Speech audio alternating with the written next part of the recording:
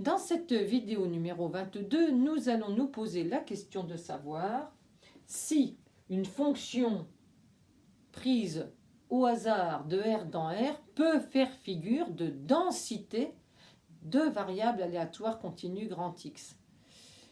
Il faut tout de même 3 conditions. Tout d'abord, il va nous falloir f positive, c'est-à-dire il faut que f de x soit supérieur ou égal à 0 pour tout x réel. La deuxième condition qu'il va falloir respecter, c'est que f est continu par morceau.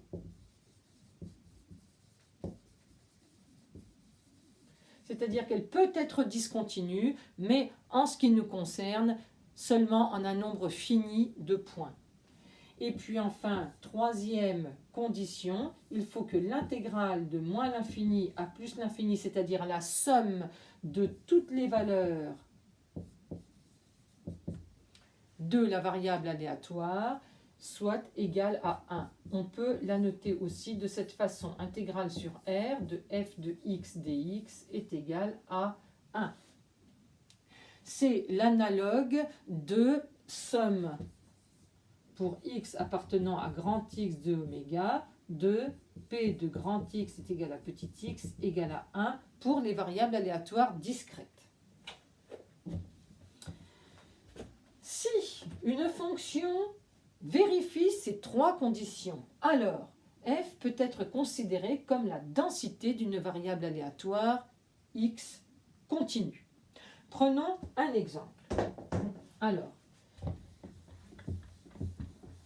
si je définis la fonction petit f de la façon suivante, f de x vaut 0 si x est strictement plus petit que 1, je définis f de x est égal à 1 sur x pour x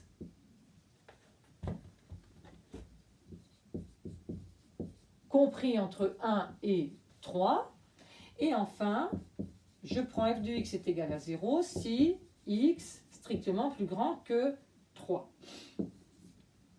Est-ce que le premier point est bien vérifié? Oui, on a bien f de x supérieur ou égal à 0, soit strictement positif ici, soit égal à 0, donc supérieur ou égal à 0 pour tout x appartenant à R. Est-ce qu'on a bien f continu par morceau? Oui. F est continu à gauche de 1 et continu entre 1 et 3 et continu à droite de 3. Est-ce qu'on a des raccordements possibles? Alors non, car la limite à gauche de 1 vaut 0, la limite à droite de 1 vaut f de 1. 1 sur 1, ça fait 1. Donc elle n'est pas continue en 1. En 3 non plus. La limite à gauche de 3, CF de 3, c'est égal à 1 tiers, alors que la limite à droite est égale à 0. Il y a donc ici 2 points de discontinuité. Si je veux dessiner ma fonction petit f, voilà ce que je vais obtenir. Un 0 ici, ici 1, ici 3. Alors à gauche de 1, 0, à droite de 3, 0. Et entre 1 et 3, l'image de 1 vaut 1. L'image de 3 vaut 1 tiers, quelque part par là. Et de 1 à 3, je vais avoir un morceau d'hyperbole, quelque chose comme ceci. Dernier point, est-ce que on a l'intégrale de moins l'infini à plus l'infini de f de x dx qui est égale à 1. Eh bien, calculons.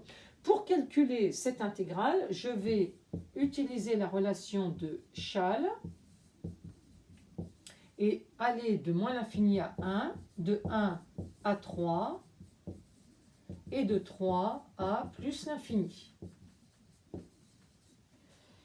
Ici, très simple, la valeur de la fonction est nulle lorsque x appartient à l'intervalle moins l'infini 1, donc cette intégrale est nulle. Idem de ce côté-là, entre 3 et plus l'infini, la fonction est nulle. Il nous reste donc à calculer cette intégrale, qui est une intégrale définie. Et pour cela, il me faut une primitive de 1 sur x, c'est égal à ln de x. X étant positif, je n'ai pas besoin de la barre de valeur absolue, donc ln de x entre 1 et 3, et j'obtiens ln de 3 moins ln de 1, ln de 1 étant égal à 0, j'obtiens ln de 3. Est-ce que ln de 3 est égal à 1? Certes non, donc pour cette fonction petit f, je peux affirmer qu'il ne peut pas s'agir de la densité d'une variable aléatoire grand X continue. Par contre, si je rajoute ce petit coefficient là, c'est-à-dire si je multiplie par 1 sur ln de 3, alors elle est bien toujours positive, elle est continue par morceaux, pas de problème. Et puis ici, la seule chose qui va changer, c'est ici, ici. J'ai juste une constante multiplicative à rajouter, et cette fois-ci, ln de 3 sur ln de 3 fait 1.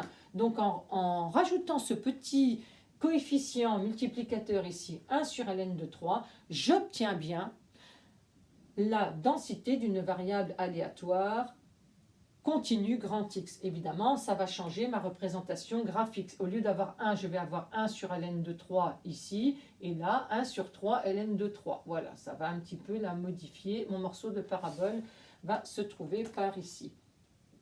Voilà.